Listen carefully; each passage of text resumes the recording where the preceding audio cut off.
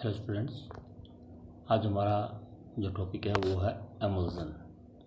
एमल्सन्स basically आपके colloidal solutions ही होते हैं जो हमने फिजिकल स्टेट के बेस पर क्लासिफिकेशन किया था कोलाइडल सॉल्यूशंस का। तो उसमें एक हमारा कोलाइडल सॉल्यूशन था लिक्विड इन लिक्विड, जहाँ डिस्पर्स्ड फेस भी लिक्विड हो और डिस्पर्सन मीडियम भी लिक्विड हो, उन्हें हम एमल्सन कहते हैं।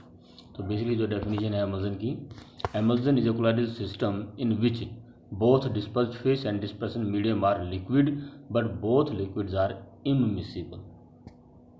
immiscible मतलब जो सोल्यूबल ना हो, क्योंकि अगर वो डिजोल्व हो जाते हैं तो वो होमोजीनियस बन जाता है, फिर वो ट्रू सॉल्यूशन हो जाएगा, कोलाइडल सॉल्यूशन नहीं रहेगा।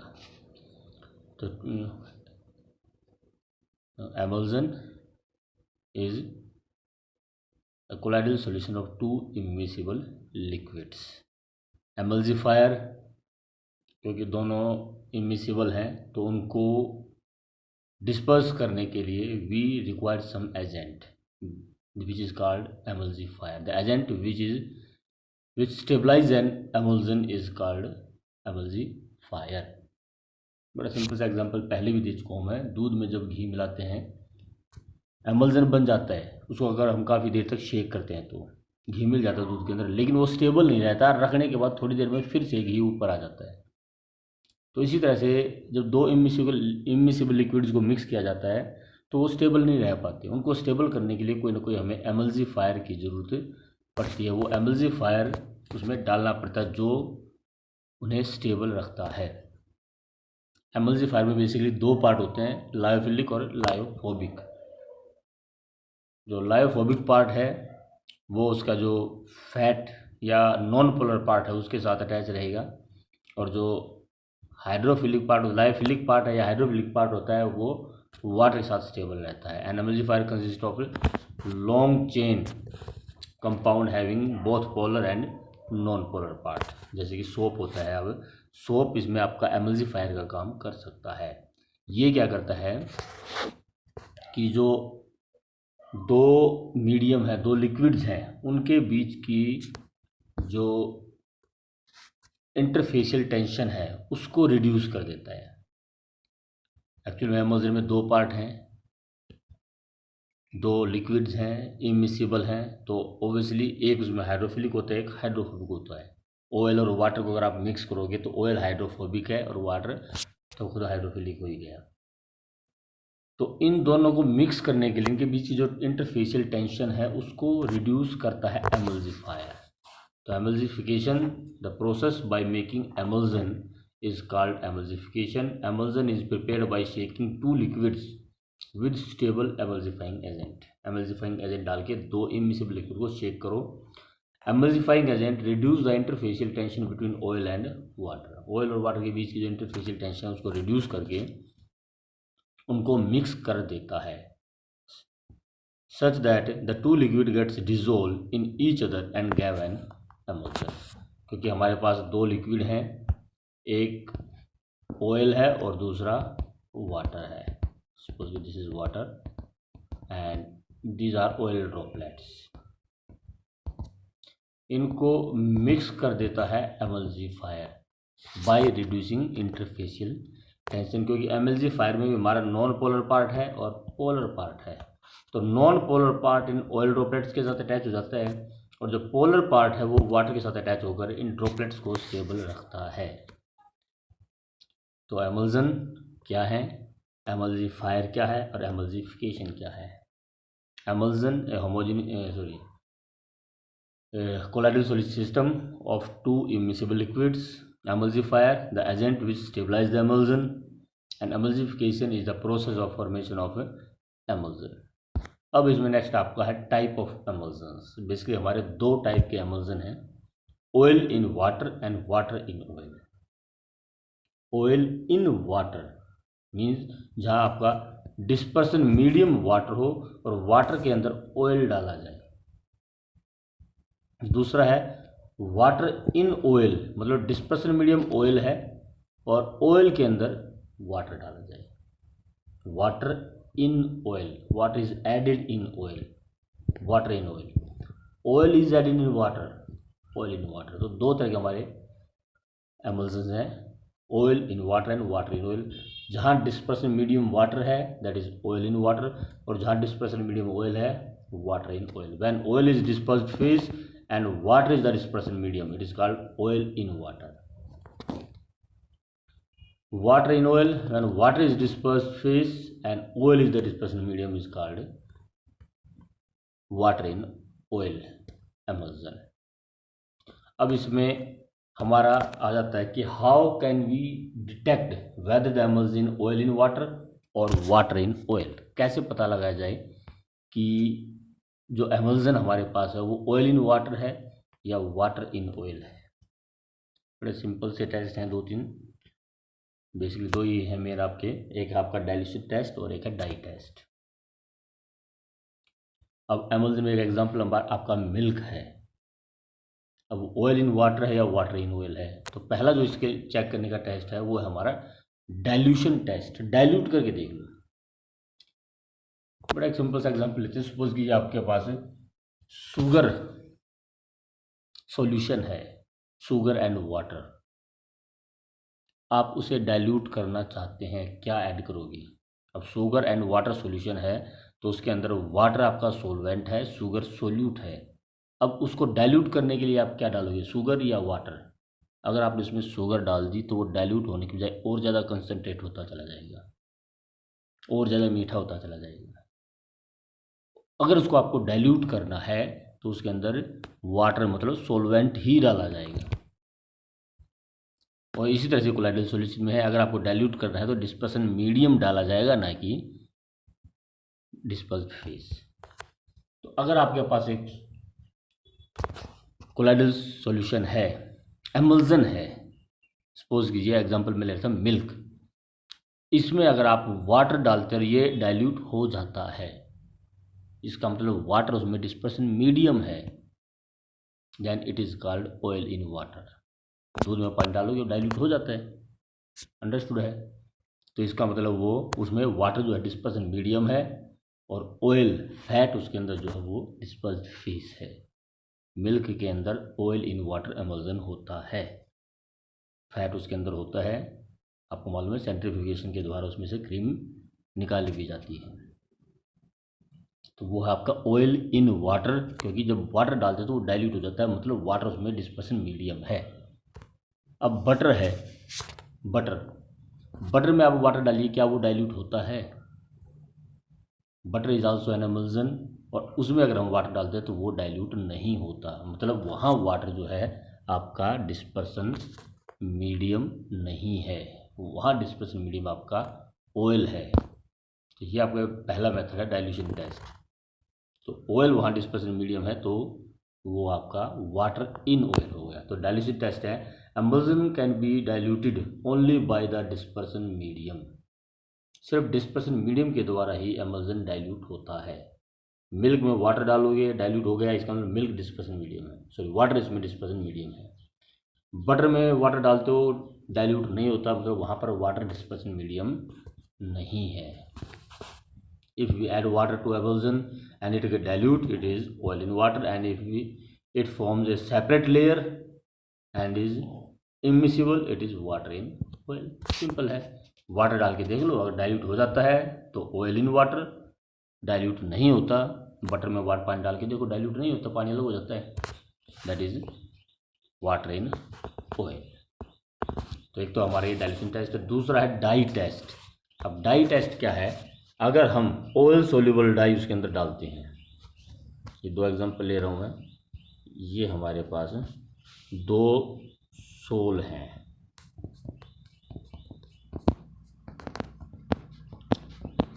दो सोल हैं, एमल्सन है, एक ऑयल इन वाटर है, एक वाटर इन ऑयल है। तो हमें क्या करना है, इसके अंदर एक oil soluble dye, oil soluble, अब डाई आप समझते हो जो कलर प्रोड्यूस करती हैं, ऐसी डाई डालेंगे जो ऑयल में सोल्यूबल होगी। सपोज कीजिए मैंने इसके अंदर ऑयल सोल्यूबल डाई डाली और वी गेट कलर्ड ड्रॉपलेट्स, तो ड्रॉपलेट्स जो हैं वो कलर्ड हो जाती हैं। इसका मतलब ये ड्रॉपलेट्स किसकी हैं, ऑयल की हैं, क्योंकि डाई ऑयल में ही सोल्यूबल है। तो ड्रॉपलेट्स ऑयल की हैं और बाकी सारा जो मीडियम है वो हमारा वाटर है, तो it is water in oil. और अगर मैं इस ऑयल सोल्यूबल डाई को दूसरे में डालता हूँ और वहाँ पर पूरा का पूरा मीडियम ही डार्क कलर हो जाता है या कलर्ड हो जाता है, इसका मतलब पूरा का पूरा मीडियम ऑयल था और उसमें बीच बीच में कहीं ना कहीं डिस्पर्स्ड फेस वाटर है जहाँ पर ऑयल डिजोल्व नहीं हुई। तो if we add oil soluble dye and whole of the medium get color, it is water in oil, water in oil। और अगर we get few colored droplets, it is oil in water। तो दो तरह के इस die test से भी हम चेक कर सकते हैं। If small amount of oil soluble dye is added and it gives uniform colour to emulsion, it is water in oil type of emulsion, otherwise it is oil in water। एक electrical conductivity का भी है। add small amount of electrolyte to the emulsion, if electrical conductivity increases significantly it is oil in water। क्योंकि water में जब electrolyte डालेंगे it will dissociate into ion and will increase the conductivity, and if there is no significant increase in conductivity it is water in oil। तो ये test भी हम कर सकते हैं। तो ये 3 टेस्ट हैं ये चेक करने के लिए कि जो हमारे पास एमल्सन है वो ऑयल इन वाटर है या वाटर इन ऑयल है। अब इसमें हमारा है डी एमल्सिफिकेशन। डी मतलब वही रिमूवल, जो 2 इमिसिबल लिक्विड्स को हमने एमल्सिफाई कर दिया है उनको सेपरेट करना। The breaking of an emulsion to separate the constituent liquid is called demulsification and it can be done by cooling, heating, centrifugal action, electrophoresis etcetera. तो ये कुछ एक मेथड है इसमें डीएमल्सिफिकेशन के। अब इसमें एक आपका जाता है what are the applications of emulsion in metallurgical process. Next chapter में हमारी आती है फ्रोथ फ्लोटेशन प्रोसेस, जो कि कॉपर के ड्रेसिंग के लिए यूज़ किया जाता है, कॉपर और के ड्रेसिंग के लिए यूज़ किया जाता है। That froth flotation process is based on emulsification process. Milk जो हमारे फूड का मेन डाइट है, that is also an emulsion. अभी एग्जाम्पल में हमने लिया ही है, it is oil in water emulsion. Cleaning action of soap is based on formation of emulsion of oil and water. Digestion of fats in intestine, जो हमारे lipids है, fats हम खाते हैं, उनका जो डाइजेशन है that also takes place by emulsion. तो कुछ एक एमल्सन की एप्लीकेशंस हैं। तो ये हमारा जो कोलाइडल सॉल्यूशन वाला पोर्शन है, हमने 3 पोर्शन बताए थे इस चैप्टर के। पहला एडोजर्प्शन का था, दूसरा कोलाइडल सॉल्यूशन का था और तीसरा कैटालिसिस का। तो कोलाइडल सॉल्यूशन वाला जो पोर्शन हमारा ये कंप्लीट होता है। अब इसमें रह जाता है सिर्फ हमारी एप्लीकेशन ऑफ द सोल, जो कोलाइडल सॉल्यूशन की एप्लीकेशंस क्या है। तो पहले लीजिए application formation of deltas. Delta क्या होते हैं? डेल्टाज क्या है कि जब रिवर्स समुद्र के नज़दीक पहुंचती हैं, then they spread to a large area which is called a delta. River water contains charged colloidal particles of the clay and many other impurities, and sea water is big store of the electrolyte. As soon as river water comes in contact with sea water, coagulates and suspended colloidal particles which ultimately settles down at the point of contact, and thus the level of the river bed rises and form a delta। तो delta कैसे बनता है, ये पहली application है colloidal solutions की। क्या बताया गया है कि जो समुद्र है हमारा, सपोज ये समुद्र है, now it contains large number of salts in it. आपको मालूम है समुद्र का पानी काफ़ी खारा होता है, नमकीन पानी होता है, तो उसके अंदर बहुत सारे साल्ट डिजोल्व होते हैं। और साल्ट मतलब इट कंटेन्स इलेक्ट्रोलाइट। जो रिवर्स हैं हमारी बह कर आती हैं, पहाड़ों से बह कर आ रही हैं, मैदानी एरिया से बहकर आ रही हैं, then it brings along with it large number of colloidal particles. तो नदियों में से काफ़ी सारे कोलाइडल पार्टिकल्स आते हैं, इस तरफ से ये आपके इलेक्ट्रोलाइट हैं। तो जब ये मिलते हैं दोनों, तो addition of electrolyte to the colloidal sol हम प्रॉपर्टीज कर चुके हैं। कोएगुलेशन, क्वेश्चन में बताया था कि what happens when NaCl is added to soul.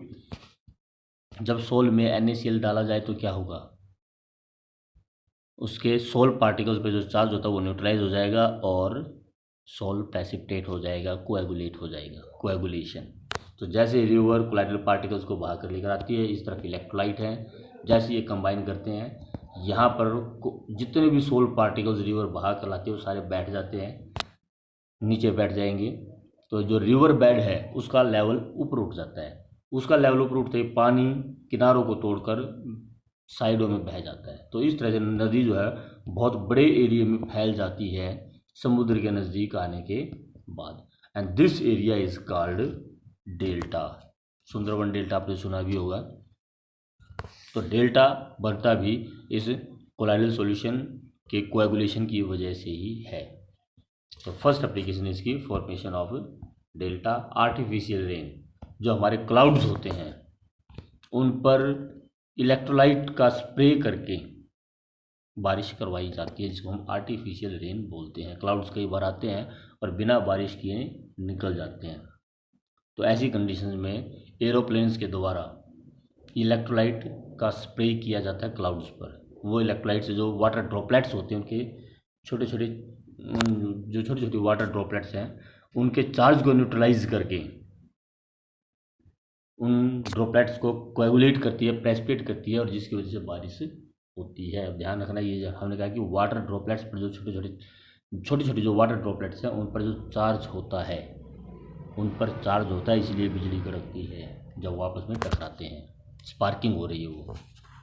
तो artificial rain can be caused by spraying a positively charged colloidal dust or sand particles over cloud. Blue color of sky is due to the scattering of light by the colloidal dust particles present in air. Cleaning action of soap solution, अभी बताया था कि एमल्जन cleaning action जो है वो एमल्जन की वजह से, और एमल्जन भी कोलाइडल सॉल्यूशन है। तो soap solution is a colloidal in nature. It removes the dust particle either by absorption और by emulsifying the greasy matter sticking to the cloth. Photography, a colloidal solution of silver bromide in gelatin is applied on the glass plate or cellulose films or paper to form sensitive plates in photography. Photography में जो आपके negative होता है, अभी तो आप phone वगैरह में कैमरे का यूज़ करते हैं, मेमोरी कार्ड में फ़ोटो आती हैं, लेकिन पहले जो थी आपकी एक रोल आया करता, उस रोल पे फ़ोटो खींची जाती थी, नेगेटिव बनाए जाते थे। तो रोल के ऊपर सिल्वर ब्रोमाइड का कोलाइडल सॉल्यूशन जेलेटिन में अप्लाई किया जाता था।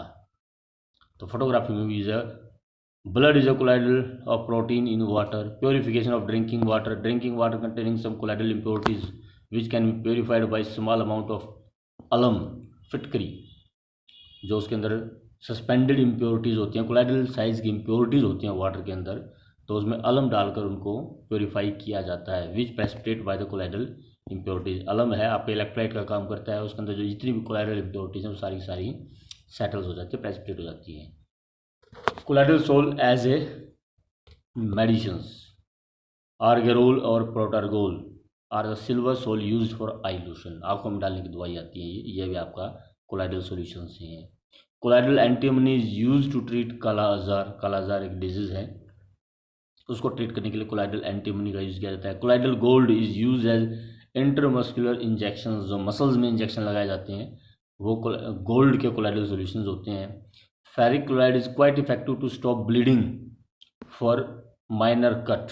अगर कहीं यहाँ पे कटिंग हो जाती है, बॉडी पे कट लग जाता है और ब्लीडिंग होती है, तो फेरिक क्लोराइड उस पर लगा दो, ब्लीडिंग रुक जाती है। ब्लीडिंग, इसमें जो फेरिक आयन है, ब्लड आपका नेगेटिव सोल है और फेरिक आयन उसको प्रेसिपिटेट करके वहीं पर सेटल कर देता है, ब्लीडिंग को रोक देता है। It coagulates the blood due to the charged nature. फिर वही प्रॉपर्टी, वही कोएगुलेशन की प्रॉपर्टी है, चार्ज को न्यूट्रलाइज करके। Colloidal ferric hydroxide is given to the arsenic poisoning patient. Ferric hydroxide absorb arsenic and then gets vomited out. Arsenic poisoning अगर किसी को हो जाती है उसको फेरिक हाइड्रोक्साइड पिलाया जाता है। फेरिक हाइड्रोक्साइड आर्सेनिक को एब्जॉर्ब कर लेता है, फिर उसको वॉमिटिंग करवाई जाती है, तो वो सारी जो आर्सेनिक पॉइजनिंग हो चुकी थी वो सारी की सारी बाहर आ जाती है। तो इस तरह से इसके कुछ मेडिसिनल इंपॉर्टेंस भी है। तो ये हमारे कोलाइडल सॉल्यूशन वाला कंप्लीट है। अब इसके बाद हमारा इसमें रह जाता है कैटालिसिस वाला पोर्शन। नेक्स्ट वीडियो में हम लेंगे उसको। Thank you.